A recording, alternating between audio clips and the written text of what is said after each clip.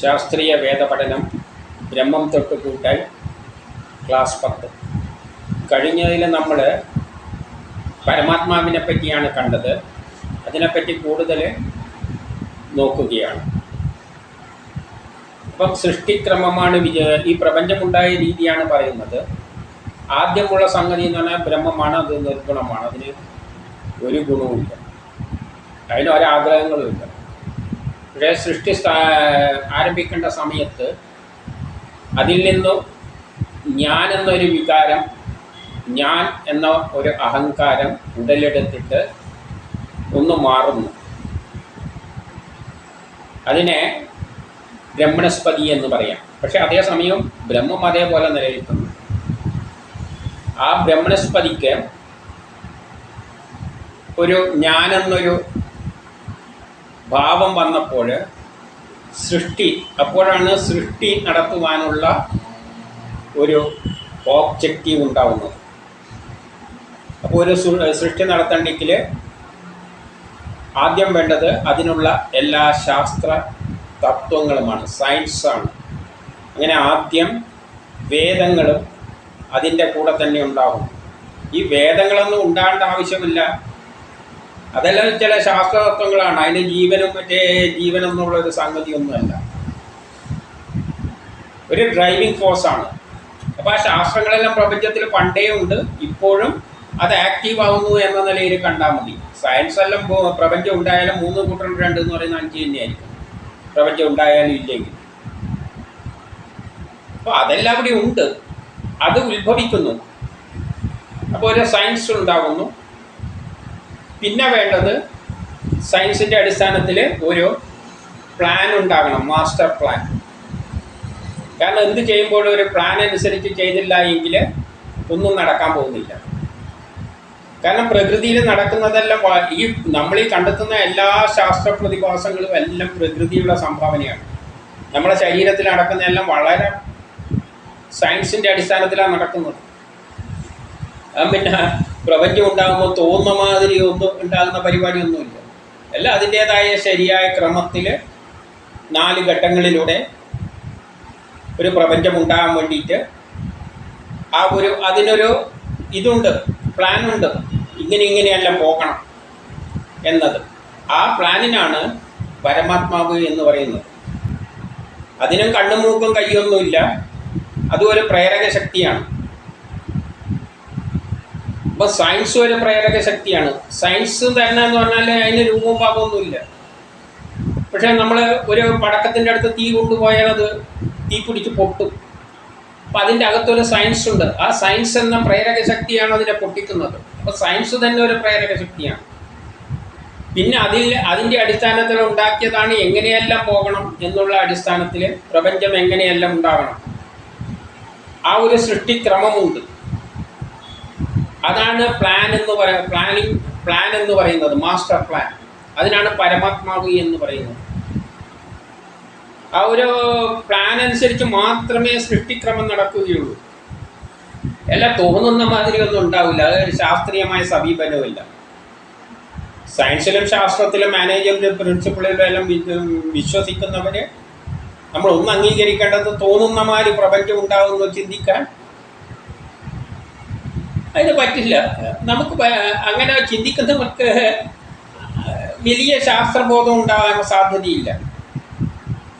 കാരണം management തത്വപ്രകാരം objective ഉണ്ടെങ്കിൽ there is A system ഏത് ഫങ്ഷൻ എല്ലാം സിസ്റ്റമാണ്. സിസ്റ്റം അനുസരിച്ച് ഫങ്ഷനിക്ക് ഒരു ഓബ്ജക്റ്റീവ് ഉണ്ട്, ഇവിടെ ഒരു ഓബ്ജക്റ്റീവ് ഉണ്ട്, പ്രപഞ്ചം ഉണ്ടാകണം. അപ്പോൾ അതിനൊരു സിസ്റ്റമുണ്ട്. ആ സിസ്റ്റത്തിൽ എങ്ങനെയെല്ലാം പോകണം എന്നുള്ളത് വെൽ ഡിഫൈൻഡ് ആയിട്ട് ചെയ്താൽ മാത്രമേ ആ സിസ്റ്റം ഫങ്ഷൻ ചെയ്യുകയുള്ളൂ. അത് മോഡേൺ മാനേജ്മെൻറ്റ് തത്വമാണ്. അതുപോലെയുള്ള ആ ഒരു പ്ലാനാണ്, മാസ്റ്റർ പ്ലാനാണ് പരമാത്മാവ്. അത് നമ്മൾ കഴിഞ്ഞതിൽ കണ്ടു. ഇതിൽ അതിനെപ്പറ്റി തന്നെ കൂടുതൽ പറയുകയാണ് വേദങ്ങളുടെ അടിസ്ഥാനത്തിൽ. നമുക്ക് വേദങ്ങളിലെ ഓരോ സൂക്തത്തിലൂടെ കടന്നുകൊണ്ട് പോകാം. ഋഗ്വേദം മണ്ഡലം 10 സൂക്തം 125-4. ഋഷി ആംഹൃണി എന്ന മുനിപുത്രി, ദേവത പരമാത്മാവ്, ഛന്ദസ് തൃഷ്ടുപ്പ് ജഗതി. മയാസോ അന്നമത്തി യോ വിപശ്യതി യപ്രാണിതി യഈം ശൃണോത്യുക്തം അമന്തവോ മാം ത ഉപക്ഷിയന്തി ശ്രുതിശ്രദ്ധിവൻ തേ വദാമി. ഭാവാർത്ഥം: പരമാത്മാവ് പ്രാണധാരണം, ശ്രവണം, ദർശനം, ഭോജനം തുടങ്ങിയ എല്ലാ കർമ്മങ്ങളും നടത്തുന്നു. പരമാത്മാവിനെ മാനിക്കാത്തവർ നശിച്ചു പോകുന്നു. ഇവിടെ എന്താ പറയുന്നതെന്ന് വെച്ചാൽ പ്രാണധാരണം, നമ്മളെ പ്രാണൻ ജീവനെ ധരിക്കുന്നത് ആ സമയത്തുമ്പോൾ അത് ജനിക്കും. ഓരോ ആൾ നമ്മളെല്ലാം കർമ്മം ചെയ്യാൻ വേണ്ടിയാണ് ജനിക്കുന്നത്. ഓരോന്നിനും ഓരോ സമയത്താണ് ആവശ്യം വരുമ്പോഴാണ് ജനിപ്പിക്കുന്നത്. നമ്മളൊരു ഫാക്ടറി സ്ഥാപിച്ചാൽ പ്ലാൻ അനുസരിച്ച് ഓരോ സമയത്താണ് ആളെ നിയമിക്കുന്നത്. ചില ആദ്യം കെട്ടിടമെല്ലാം കെട്ടേണ്ട ആൾക്കാരെ നിയമിക്കും. പിന്നെ അങ്ങനെ പോയി ആകുമ്പോൾ ഓരോ സമയത്തുമ്പോഴാണ് ആളുകളെ നിയമിക്കുന്നതും ആവശ്യം കഴിഞ്ഞവരെ പിരിച്ചു വിടുന്നതും അല്ല. അതിലൊരു ടൈം ഷെഡ്യൂളിൽ അങ്ങ് പോവുകയാണ്. ഒരു പ്ലാൻ അനുസരിച്ചാണ്. എല്ലാ തോന്നുന്ന മാതിരി രാവിലെ വരുമ്പോൾ കുറേ ആളെ ഒന്ന് വിളിച്ചു കയറ്റുക, റോഡ് കാണുന്നതെല്ലാം വിളിച്ചു കയറ്റുക, ഇങ്ങനെയൊന്നുമല്ല. സിസ്റ്റത്തിന് പോകാൻ പറ്റില്ല.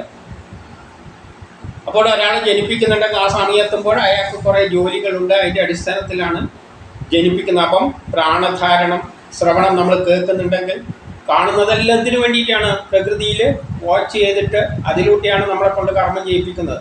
ഭോജനം, ഭക്ഷണം കഴിക്കുന്നുണ്ടെങ്കിൽ നമ്മളെ നിലനിൽപ്പിന് ഭക്ഷണം വേണം. മൂലമായ എല്ലാ കർമ്മങ്ങളും പരമാത്മാവിൻ്റെ സഹായത്താൽ നടക്കുന്നു. അപ്പം പരമാത്മാവിൽ നിന്നുള്ള പ്രേരണ അനുസരിച്ചാണ് ഇതെല്ലാം നടക്കുന്നത്. അപ്പം പ്ലാൻ അനുസരിച്ച് ഒരു സ്ഥാപനത്തിൽ എന്തെങ്കിലും നടക്കുന്നുണ്ടെങ്കിൽ അത് പ്ലാൻ അനുസരിച്ചായിരിക്കും. ഒരു സ്കൂളിൽ കുട്ടികളെ പഠിപ്പിക്കുന്ന സ്ഥലത്ത് പ്ലാൻ അനുസരിച്ചാണ് നടക്കുന്നത്. അതിനാണ് ഷെഡ്യൂളിംഗ് എന്നും എല്ലാം പറയുന്നത്. 10 മണിയാകുമ്പോൾ അതിൻ്റെ മുമ്പിൽ ഒരാൾ മണിയടിക്കും, കുട്ടികൾ അറേഞ്ച് ആവും, ടീച്ചർ അതാത്. അതിന് പിന്നെ ആരും ഫോഴ്സ് ചെയ്യേണ്ട ആവശ്യമൊന്നുമില്ല. ഓട്ടോമാറ്റിക്കായിട്ട് അങ്ങ് നടന്നുകൊള്ളും പ്ലാൻ ഉണ്ടെങ്കിൽ. അതുപോലെ തന്നെ അതിന് പിന്നെ എന്തുണ്ട്? ശാസ്ത്ര തത്വങ്ങളും ഉണ്ട്. സയൻസിൻ്റെ അടിസ്ഥാനത്തിൽ വെൽ ഡിഫൈൻഡ് ആയിട്ടുള്ളൊരു പ്ലാനാണ്. അപ്പോൾ അതനുസരിച്ച് ആ പ്ലാൻ അനുസരിച്ചാണ് നമ്മളെ ശ്വാസം പോലും, ജീവൻ വരുന്നതും പോകുന്നതും, നമ്മൾ കേൾക്കുന്നതും കാണുന്നതും കർമ്മങ്ങളെല്ലാം ചെയ്യുന്നത്. എല്ലാ കർമ്മവും പരമാത്മാവിൻ്റെ സഹായത്താൽ നടക്കുന്നു. അതിനെ മാനിക്കാത്തവൻ നശിച്ചു പോകും. അതിനെതിരായി നീങ്ങുന്നവർക്കൊന്നും നിലനിൽപ്പിൽ നശിച്ചു പോകും. കാരണം നമ്മളെ കൊണ്ട് കർമ്മം ചെയ്യിപ്പിക്കേണ്ട അവസരത്തിൽ നമ്മൾ ആക്ട് ചെയ്തിട്ട് നമ്മളെ കൊണ്ട് കർമ്മം ചെയ്യിപ്പിക്കും. നമ്മൾ ആവശ്യം കഴിയുമ്പോൾ പിന്നെ പരമാത്മാവ് നമ്മളെ തിരിഞ്ഞു നോക്കില്ല. അപ്പോൾ നമ്മളെന്തായി പോകും? നശിച്ചു. അപ്പോഴാണ് നമ്മൾ എന്ത് ചെയ്യുന്നത്? ബ്രഹ്മസാക്ഷാത്കാരത്തിലേക്കെല്ലാം പോകാനുള്ള വഴി ഉപദേശിച്ചത്. പിന്നെ അടുത്തതിലേക്ക് പോകാം. ഋഗ്വേദം മണ്ഡലം 10 സൂക്തം 125-5. അഹം ഏവ സ്വയമിദൗ വദാമി ജുഷ്ടം ദേവേഭിരുദ മാനുഷേഭിഃ യങ്കാമയദേ തന്തമുഗ്രം കൃണോമി തം ബ്രഹ്മാണൻ തം ഋഷിൻ തം സുമേധാം.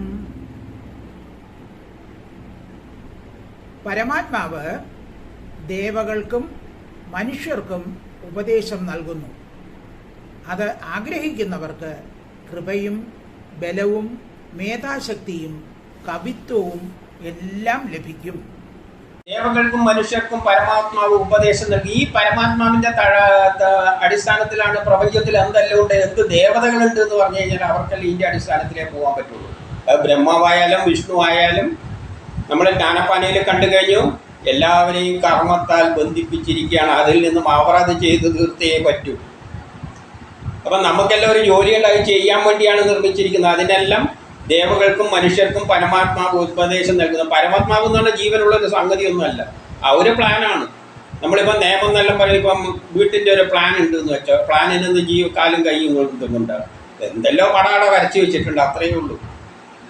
അതിന് രൂപവും പാപമൊന്നുമില്ല, ഒരു കുറച്ച് പടമുണ്ട്. പക്ഷേ അതിൻ്റെ അടിസ്ഥാനത്തിലാണ് വീട് പണി മുഴുവൻ നടക്കുക. ബഡ്ജറ്റ് അനുസരിച്ചാണ് നടക്കുക. അതുപോലെ ദേവകൾ എന്ന് പറയുന്നത് എല്ലാം ദേവതകൾ തന്നെയാണ്. ഈശ്വരനായാലും ആർക്കും ഇതിൽ നിന്ന് മാറാൻ പറ്റില്ല. ആ പ്ലാൻ അനുസരിച്ച് ചെയ്യേണ്ട ഓരോളും ചെയ്തിട്ട് പോയിക്കോളുക. അതുകൊണ്ട് ആരും ആരെ കാല് പിടിച്ചിട്ടൊന്നും ഒരു കാര്യവും നടക്കാൻ പോകുന്നില്ല. കാലം പോകേണ്ട മാതിരി മുന്നോട്ടേക്ക് പോകും. ഈ സത്യം നമ്മൾ മനസ്സിലാക്കണം. അത് ആഗ്രഹിക്കുന്നവർക്ക് കൃപയും ബലവും മേധാശക്തിയും കവിത്വവും എല്ലാം ലഭിക്കും. അത് ആഗ്രഹിക്കുന്നതെന്ന് പറഞ്ഞാൽ അത് തീരുമാനിക്കണം. ഇന്ന ആളെ കൊണ്ട് ഇന്ന ജോലി ചെയ്യിപ്പിക്കണം, അയാൾ ഇന്ന സ്ഥാനത്തിരുത്തണം, അല്ലെ ഇന്ന കവി. ചിലതെല്ലാം കവിത്വമെല്ലാം ലഭിക്കുന്നു എന്ന് പറഞ്ഞാൽ കുറേ കലിയെല്ലാം ആവശ്യമുണ്ട്.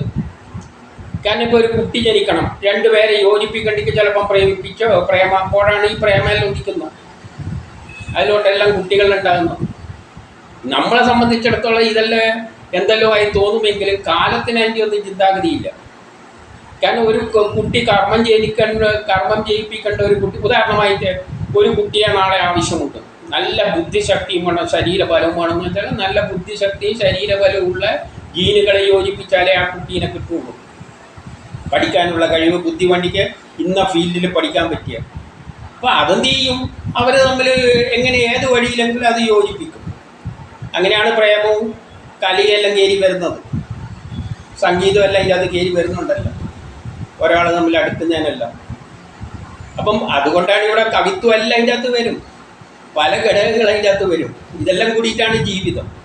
അപ്പോൾ അവരിൽ ബലവും മേധാശക്തിയും കവിത്വവും എല്ലാം ലഭിക്കും. അത് ആരിലാണോ ആഗ്രഹിക്കുന്നത് അതിനൊരു ലക്ഷ്യമുണ്ട്. അവരിലൂടെ കഴിവെല്ലാം കൊടുത്തിട്ട് ഒരു പാറ ഇടിച്ച് പൊളിക്കണ്ടിക്ക് അതിന് പറ്റിയ ആൾക്കാർക്ക് അതിനുള്ള ബലവും ശരീരശക്തിയെല്ലാം കൊടുക്കും, അവനെ കൊണ്ട് കർമ്മം ചെയ്യിപ്പിക്കും. അപ്പോൾ ഇത്രയും പ്ലാനായിട്ടാണ് ഇവിടുത്തെ കാര്യങ്ങൾ നടക്കുന്നത്. അല്ല തോന്നുന്ന മാതിരി ആയിക്കഴിഞ്ഞാൽ ഈ ലോകം മുന്നോട്ടേക്ക് പോകും. നമ്മളെ വീട്ടിലെ ഭരണം പോലും ബഡ്ജറ്റൊന്നും ഇല്ലാതെ തോന്നുന്ന മാതിരി ഓരോ ആളും പ്രവർത്തിച്ചോന്ന് ആലോചിച്ച് നോക്കി എന്താ സ്ഥിതി. പിന്നെയാണോ ഈ പ്രപഞ്ചത്തിൻ്റെ. അപ്പം ഇനി അടുത്ത സൂക്തത്തിലേക്ക് പോകാം. ഋഗ്വേദം മണ്ഡലം 10 സൂക്തം 125-6. അഹം രുദ്രായ ധനുർ ആതനോമി ബ്രഹ്മദിഷേ ശരവേ ഹന്തവാ ഊ അഹം ജനായ സമദൻ കൃണോമ്യഹൻ ദ്വാവാ പൃഥ്വീം ആവിവേശാം. സ്തുതികളിൽ വിമുഖനായവനെ സംഹരിക്കുവാൻ ഇന്ദ്രൻ വില്ലെടുക്കുമ്പോൾ പരമാത്മാവ് വില്ലിന് മൂർച്ച കൂട്ടുന്നു, മനുഷ്യർക്ക് വേണ്ടി യുദ്ധം ചെയ്യുന്നു. സ്തുതികളിൽ വിമുക്തനായവനെ വധിക്കുവാൻ ഇന്ദ്രൻ വില്ലെടുക്കുമ്പോൾ, അപ്പൊ ഇന്ദ്രനാണല്ലോ എല്ലാ കർമ്മത്തിന്റെ പിന്നിൽ. അത് പിന്നെ പറയാമെന്ന് പറഞ്ഞു വിട്ടിട്ടുണ്ടല്ലോ. ഇന്ദ്രൻ നമ്മൾ എത്തിയില്ല, അടുത്ത് തന്നെ ഇന്ദ്രനിലേക്ക് എത്തും. ആരാണ് ഇന്ദ്ര എന്നാലും നമ്മൾ അടുത്ത് സയൻസിലൊക്കെ തന്നെ കാണും. അപ്പോൾ കർമ്മങ്ങളെല്ലാം നടപ്പാക്കേണ്ട ബാധ്യതയുള്ള കക്ഷിയാണ്. ഒരു കക്ഷിക്ക് അവനെ കൊണ്ട് ചെയ്യാൻ കഴിവില്ലാത്ത അവസ്ഥ വരികയാണെന്ന് വെച്ചോ, സ്തുതികളിൽ വിമുക്തനാവുന്നവനെ. സ്തുതികളിൽ നിന്നാൽ സയൻസിൻ്റെ അടിസ്ഥാനത്തിൽ ഈ അവർ ഉദ്ദേശിച്ച തരത്തിൽ ഒരുത്തനെ കൊണ്ട് കർമ്മം ചെയ്യിക്കാൻ അവസ്ഥ സാധിക്കുന്നില്ലെങ്കിൽ അവനെ എടുത്ത് ദൂരക്കളയും. ഇന്ദ്രൻ പോയിട്ട് ഇന്ദ്രൻ വില്ലെടുക്കുമ്പോൾ പരമാത്മാവാണ് ആ അസ്ത്രത്തിൻ്റെ മൂർച്ച കൂട്ടിക്കൊടുക്കുന്നത്. അപ്പോൾ ഒരുത്തനെ കൊണ്ട് സമൂഹത്തിൽ ആവശ്യമില്ല, പുരോഗതി ഒന്നും അവനെ കൊണ്ട് ഇനി ഒരു ചുക്കും ചെയ്യാൻ പറ്റില്ല എന്ന് മനസ്സിലാകുമ്പോൾ ഒരു സ്റ്റേജ് വരുമ്പോൾ അവനെ അങ്ങ് വധിക്കും ഇന്ദ്രൻ. അവനെ പിന്നെ ഈ ലോകത്തിന് ആവശ്യമില്ല. അങ്ങനെ ഇരിക്കുമ്പോൾ അതിൻ്റെ മൂർച്ച കൂട്ടിക്കൊടുക്കുന്നത് പരമാത്മാവാണ്. ഈ പറഞ്ഞതിൻ്റെ അർത്ഥം തന്നെ പരമാത്മാവ് എന്താണോ തീരുമാനിച്ചത് അതിനനുസരിച്ച്, അതായത് ആ പ്ലാൻ അനുസരിച്ച് മാത്രം. നമ്മൾ പരമാത്മാവ് എന്ന് പറഞ്ഞാൽ കണ്ണുമൂക്കുന്നെല്ലാം വെച്ച് ചിന്തിക്കും. ഇവിടെ സൃഷ്ടി എന്നത് ഇനിയും ഇലക്ട്രോണോ പ്രോട്ടോണോ ഊർജമോ ഉണ്ടായിട്ടില്ല. ഒരു ഫാക്ടറി തുടങ്ങുന്നതിനെക്കാട്ടി മുമ്പ് തന്നെയാണ് ഈ പ്ലാനും ഇതെല്ലാം വരച്ചു വെക്കുന്നത്. അല്ലാതെ ഒരു കെട്ടിടം കെട്ടുന്നതിനെക്കാട്ടി മുമ്പ് ഇതെല്ലാം വരച്ചു വെച്ചിരിക്കും. കെട്ടിടത്തിൻ്റെ പൊടി പോലും തുടങ്ങിയിട്ടില്ല, ഒരു മെറ്റീരിയലും വന്നിട്ടില്ല, അതിന് മുമ്പാണ് ഇതെല്ലാം ചെയ്യുന്നത്.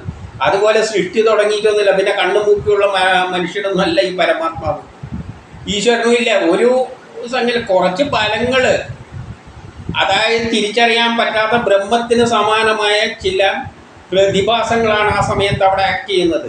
സയൻസ് ഒരു പ്രതിഭാസം. സയൻസ് എങ്ങനെയാണ് നമുക്ക് എടുത്ത് കാണിച്ചു കൊടുക്കാൻ പറ്റും, ഇങ്ങനെ ഉരുണ്ടിട്ട് മറ്റേതെന്നെല്ലാം കാണിക്കും, ഇത്ര കിലോ ഉണ്ട് എന്നെല്ലാം കാണിച്ചു കൊടുക്കാൻ പറ്റും. അതുമാതിരി തന്നെ ബഡ്ജറ്റിനെല്ലാം ആ പേപ്പർ വെയിറ്റ് അനുസരിച്ചാണോ ബഡ്ജറ്റിൻ്റെ ഗുണങ്ങളുള്ളത്. അപ്പോൾ അതുമാതിരിയുള്ള ചില പ്ലാനിങ് എന്നെല്ലാം പറയുന്നത് അതുമാതിരിയുള്ള ചില സംഗതികൾ മാത്രമാണ്, അത് മാത്രമേ ഉണ്ടായിട്ടുള്ളൂ. അപ്പോൾ പരമാത്മാവ് എന്ന് പറയുമ്പോൾ ഒരു പ്രപഞ്ചം എങ്ങനെ പോകണം എന്നുള്ള ഒരു പ്ലാൻ ആദ്യം ഉണ്ടായതിൻ്റെ ശേഷം മാത്രമേ ഈ കാര്യം മുന്നോട്ടേക്ക് പോവുകയുള്ളൂ. അപ്പം ആ കർമ്മങ്ങൾ തീരുമ്പോൾ അവനെ ഇല്ലാതാക്കുന്നതും പരമാത്മാവാണ്. മൂർച്ച കൊടുക്കും ഇന്ദ്രൻ്റെ. അത് എന്താ പറയുക, അവനെ എടുത്ത് മാറ്റിക്കളാം, അവനെ ജീവിച്ചിട്ട് കാര്യമൊന്നുമില്ല. അത് പരമാത്മാവ് തീരുമാനിക്കും. അതായത് ഫാക്ടറിയിൽ എന്തുമായിട്ടും ഒരാളെ ജോലി ചെയ്യാൻ ആവശ്യമില്ല, അവനെ പിരിച്ചു വിട്ടേക്കും. പോടോ ഇനിയിപ്പോൾ നീ വരണ്ടെന്ന് പറഞ്ഞ് പിരിച്ചു വിടും. അപ്പോൾ അവരാണ് മനുഷ്യർക്കായി യുദ്ധം ചെയ്യുന്നത്. ആര്? ഇന്ദ്രനാണ്. എന്തെങ്കിലും കാര്യങ്ങളെല്ലാം വേണ്ടിയിട്ട് ഇന്ദ്രനും അവിടെയുണ്ട്. ഇന്ദ്രൻ നമുക്ക് പിന്നീട് കാണാം. സയൻസിലോട്ട് ഇതെല്ലാം സയൻസ് പ്രതിഭാസമാണ്, അല്ലാതെ കണ്ണും മുക്കൊന്നും വെച്ച് അമ്പും അല്ലായിട്ട് വില്ലും അല്ലായിട്ട് നടക്കുന്ന കക്ഷികളൊന്നും അല്ല ഇത്. ഇനി അടുത്തയിലേക്ക് നമുക്ക് പോകാം. ഋഗ്വേദം മണ്ഡലം 10 സൂക്തം 125 8. അഹമേവ വാദ ഇവ പ്രവാമ്യരഭമാണ ഭുവനാനി വിശ്വ പരോദിവ പര യേന പൃഥ്വൈ താവതി മഹിന സംബഭൂവ. പരമാത്മാവ് ലോകങ്ങളെ സൃഷ്ടിച്ചപ്പോൾ കാറ്റുപോലെ ലോകമെല്ലാം സഞ്ചരിച്ചിരുന്നു. അതിൻ്റെ മഹിമയാൽ എല്ലാറ്റിനെയും പരിപാലിച്ച് കഴിയുന്നു.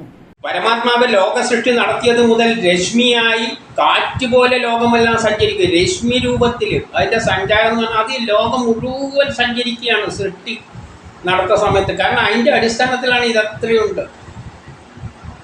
നമ്മളിപ്പോൾ ഒരു ഫാക്ടറി വലിയൊരു ബഡ്ജറ്റ് ഉണ്ടാക്കി എന്ന് വെച്ചോ, ബഡ്ജറ്റിൻ്റെ കോപ്പി എല്ലാം ഉണ്ടായി എല്ലായിടത്തും എത്തും ബഡ്ജറ്റിൻ്റെ കോപ്പി. കാരണം ടാക്സ് എല്ലാം പിരിക്കണമല്ലോ.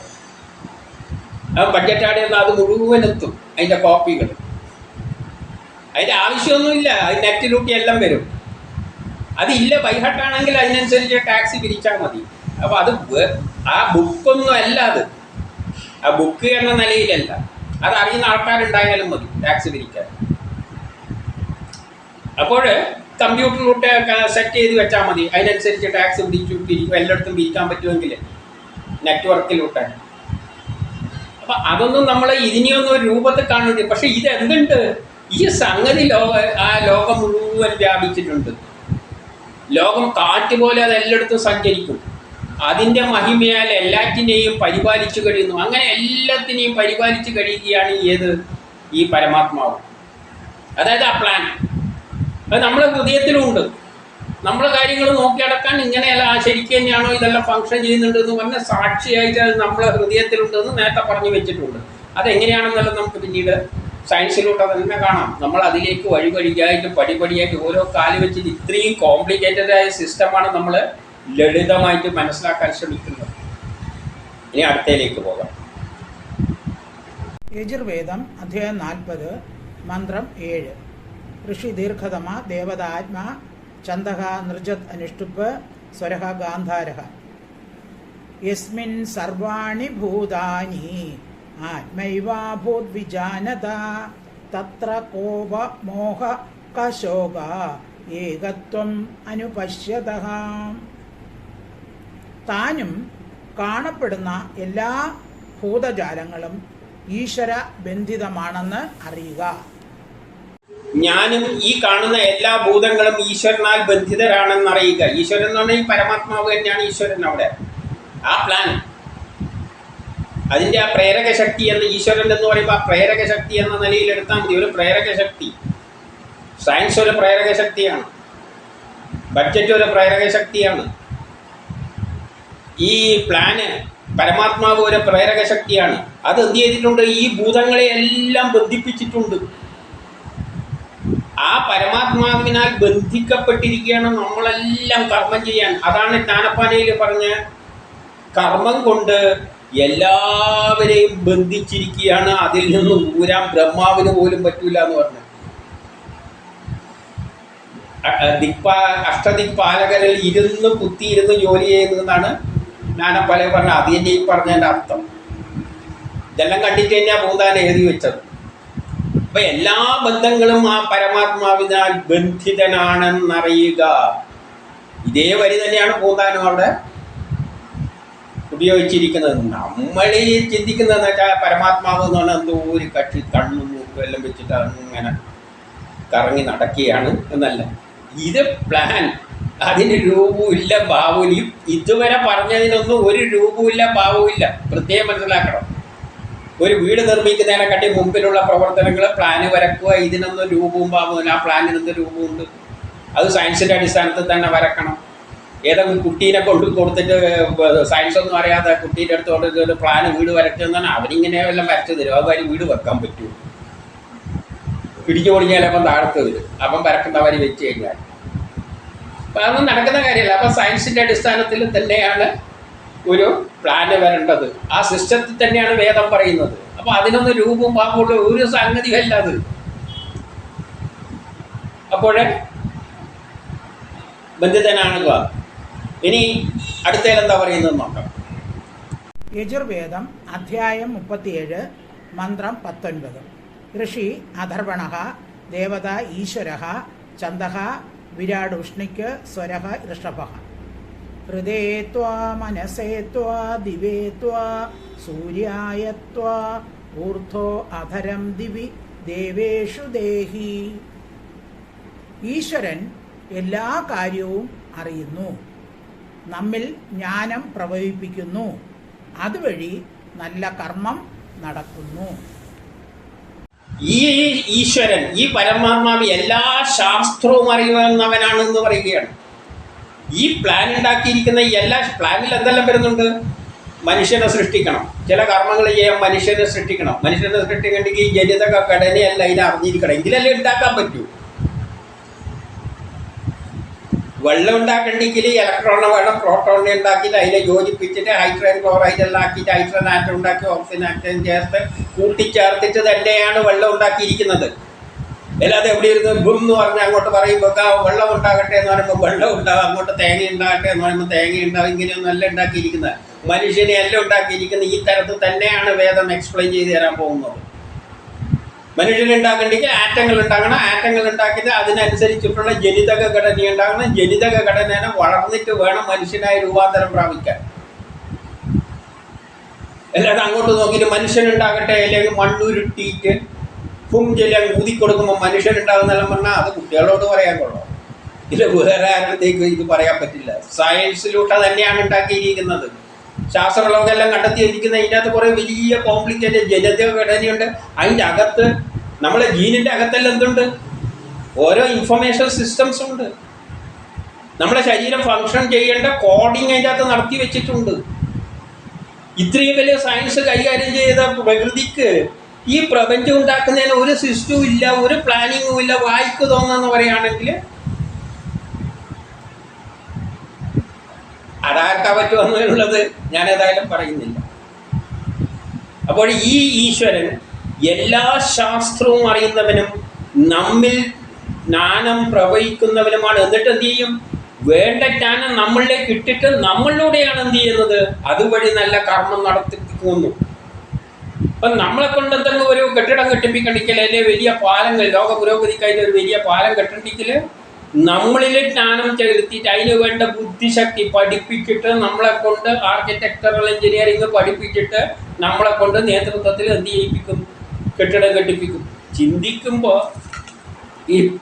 ഇത് ചിന്തിക്കുമ്പോൾ ഒരു കാര്യമുണ്ട്, നമ്മൾ തന്നെ അന്തം വിട്ടു പോകും. പക്ഷെ ഒന്നുണ്ട്, ഇങ്ങനെയുള്ളൊരു സിസ്റ്റം ഇല്ലാതെ ഈ പ്രപഞ്ചം മുന്നോട്ടേക്ക് പോവില്ല. തോന്നുന്ന മാതിരി ഉണ്ടായ എങ്ങനെയുണ്ടാവും? നമ്മുടെ ശരീരം തോന്നുന്ന മാതിരി ഉണ്ടാകാൻ പറ്റുമോ? എന്നാൽ പിന്നെ ശാസ്ത്രജ്ഞന്മാർക്ക് തോന്നുന്ന മാതിരി മനുഷ്യൻ്റെ ശരീരം ഉണ്ടാക്കാൻ പറ്റുമോ? അതൊന്നും നടക്കില്ല. ഈ തത്വം മുഴുവൻ പഠിച്ചിട്ട് കൃത്രിമമായ ഒരു മനുഷ്യൻ ഉണ്ടാകണമെങ്കിൽ ഈ മനുഷ്യൻ്റെ അടിസ്ഥാന തത്വങ്ങൾ മുഴുവൻ അനുസരിച്ചിട്ട് അതിനുള്ള ആറ്റങ്ങളെല്ലാം കൂട്ടിച്ചേർത്തിട്ട് അതിൻ്റെ അകത്ത് കോഡും ഫങ്ഷൻ ചെയ്യേണ്ട കോഡുകളെല്ലാം ഇട്ടിട്ട് വേണം ഇത് വർക്ക് ചെയ്യിപ്പിക്കാൻ. സയൻസിലൂട്ടേ പറ്റുള്ളൂ. അല്ലാതെ തോന്നുന്ന മാതിരി ശാസ്ത്രജ്ഞന്മാർ നിങ്ങൾ ഉണ്ടായിക്കോന്നും വെച്ചങ്ങ് ഉണ്ടാക്കിയിട്ട് അത് പറയാനേ പറ്റും. മണ്ണിൽ ഉരുക്കിയിട്ട് ഊതുക എന്നെല്ലാം പറയുന്ന മാതിരിയുള്ള പരിപാടിയായിരിക്കും. അങ്ങനെയൊന്നല്ല ഈ പ്രപഞ്ചം ഉണ്ടായിരിക്കുന്ന. അതിൻ്റെ പിന്നിൽ ശരിയായ ചിട്ടയെ നമ്മുടെ ശരീരത്തിൻ്റെ കാര്യത്തിൽ തന്നെ ഇത്രയും ചിട്ടയിൽ കാര്യങ്ങൾ ക്രമീകരിച്ചിട്ടുണ്ടെങ്കിൽ പ്രപഞ്ചത്തിൻ്റെ സൃഷ്ടിക്ക് പിന്നിലും അതിന് ശരിയായ പ്ലാനിങ് ഉണ്ട്. അത് അധികമൊന്നും ചിന്തിക്കുകയൊന്നും വേണ്ട, മനസ്സിലാവും. പിന്നെ ഇതാരിതെല്ലാം ചെയ്തതെന്ന് വെച്ചാൽ ഒരു ബ്രഹ്മം എന്താണെന്ന് ചോദിച്ചാൽ അതിന് നമുക്കൊരു പിടി. സംഗതികൾ ഇങ്ങനെയല്ലേ പോയിട്ടുള്ളൂ, അതിൽ സംശയമൊന്നുമില്ല. സംഗതി ഇങ്ങനെ തന്നെയാണ് പോയിട്ടിരിക്കുന്നത്. ശരിയായ പ്ലാനിങ്ങിൻ്റെ അടിസ്ഥാനത്തിൽ ശാസ്ത്രങ്ങളെല്ലാം മനസ്സിലാക്കിയിട്ട് നമ്മളിലും എല്ലാം ബുദ്ധി എടുത്തിട്ട് നമ്മളെ കൊണ്ടും എല്ലാം ചെയ്യിപ്പിക്കുകയാണ്. ആ ശക്തി വിജയുടെ ഈ ശക്തി വിജയുടെ ഏതാണ് ഇത്ര വലിയ വില്ലെന്ന് ചോദിച്ചു കഴിഞ്ഞാൽ ഒരു രക്ഷയില്ല.